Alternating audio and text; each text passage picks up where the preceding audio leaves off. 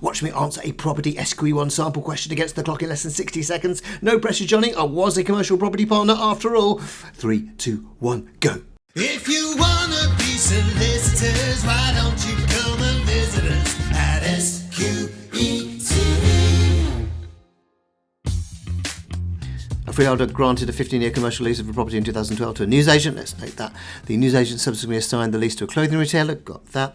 The clothing retailer assigned the lease to a chemist. Yep. The chemist assigned the lease to a bookstore. Okay. All the assignments were made with the landlord's consent, so no unlawful assignments. For the assignment to the clothing retailer, the freeholder required an ARGA from the newsagent. Let's show the ARGA here. Similarly, the freeholder required an ARGA from the chemist when the lease was assigned to the bookstore. Got that in the diagram too.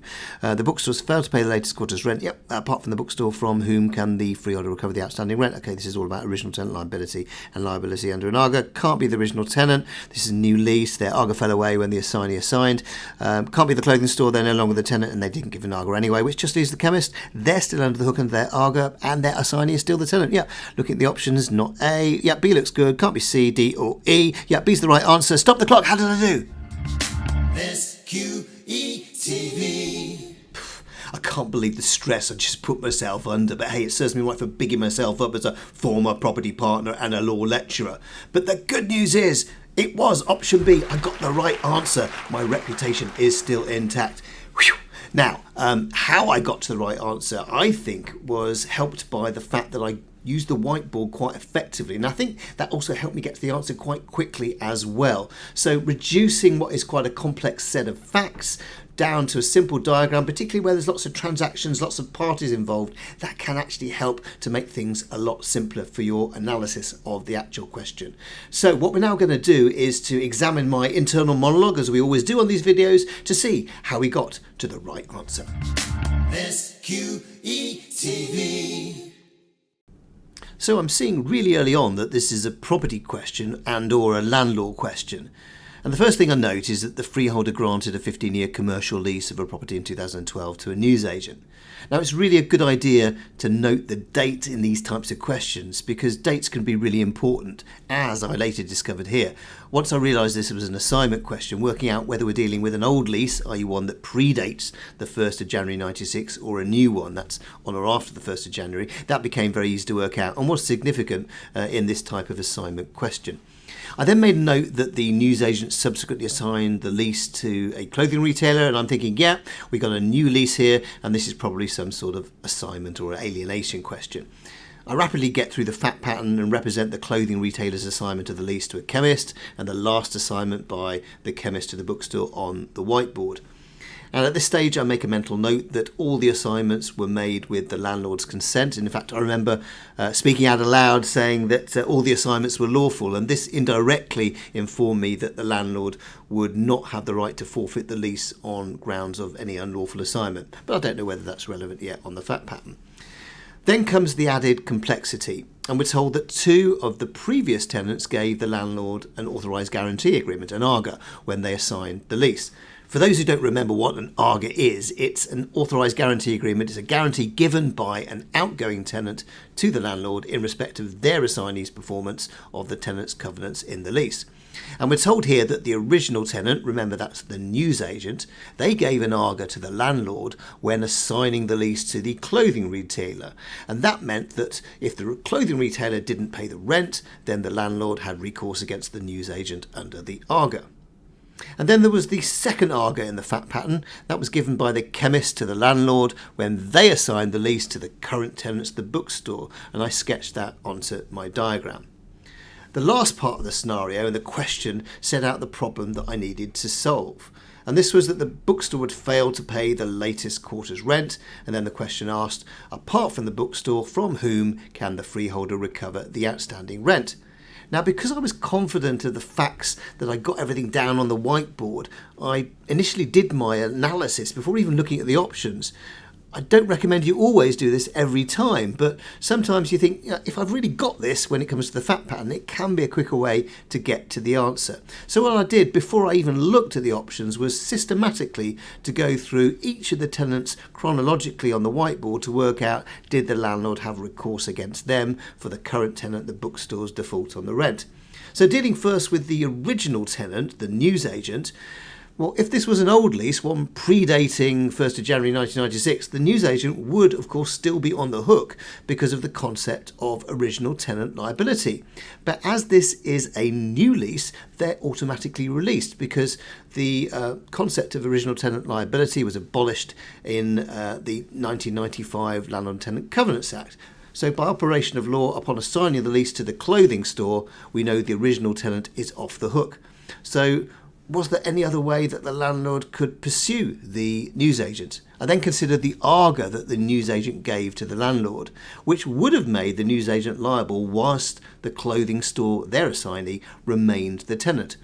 However, and this is significant, because the clothing store subsequently assigned the lease, the newsagent's arga falls away and all liability in it ceases. So the newsagent is in the clear and the landlord has no recourse against them.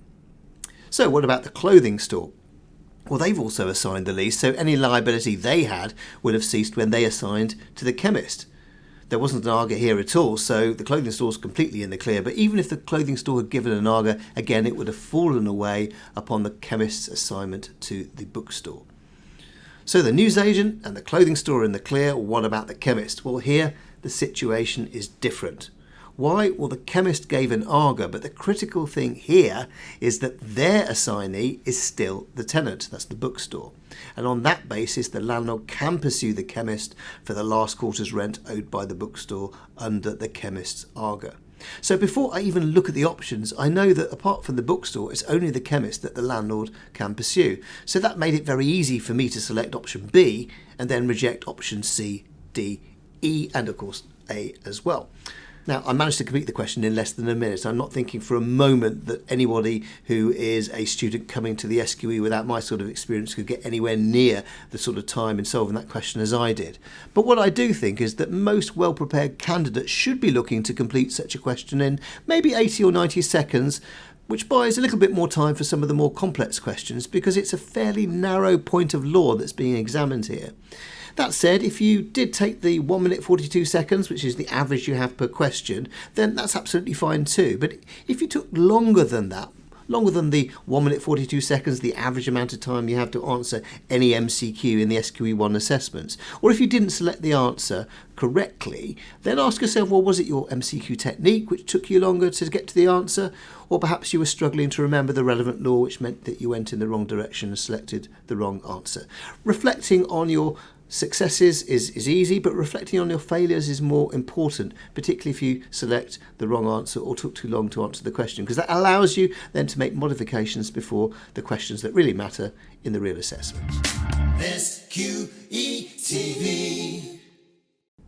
So that was sample question 7 from the SRA's FLK2 question bank. Hope you enjoyed the way that we presented it and it's given you some food for thought on this topic going forward. So what we do now in these videos is to give you the various what-if scenarios, the slight variations to the fact pattern that might come up in the exam and might lead you to slightly different conclusions when it comes to working out, in this case, who could the landlord pursue if the bookstore didn't pay the rent. So firstly, well, imagine what if the previous assignee of the lease, the chemist, what if they hadn't signed an arga at all? How would that change things? Secondly, what if instead of it being a new lease, in other words one that is 1st of January 96 or beyond, which this one was, what if it was an old lease that predates the 1st of January 1996? And that would bring in the whole concept of original tenant liability. That would change the advice that you give in relation to who the landlord could pursue apart from the bookstore. And finally, well, what if rather than assigning the lease to the bookstore, the chemist had granted them an underlease? Where would that leave liability for the rent under the lease? SQETV. So the key topics coming out of this question were as follows. First of all, alienation, and in particular assignments. But don't forget when it comes to the exam to revise underleases as well, because they're equally as examinable as assignments. Secondly, the question covered authorised guarantee agreements, which exist in relation to new leases.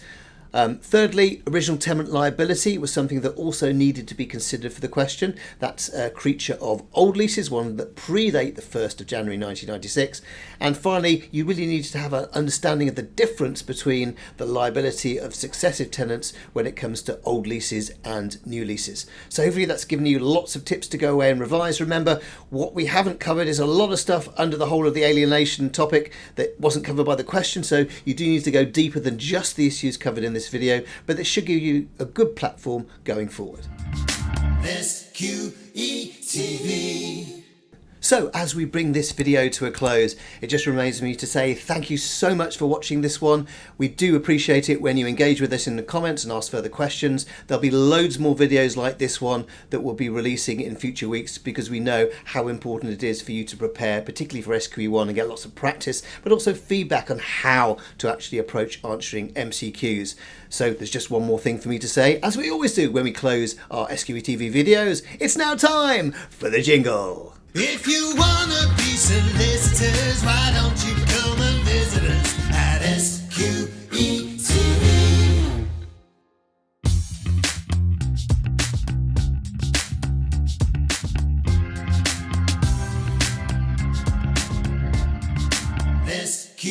SQETV.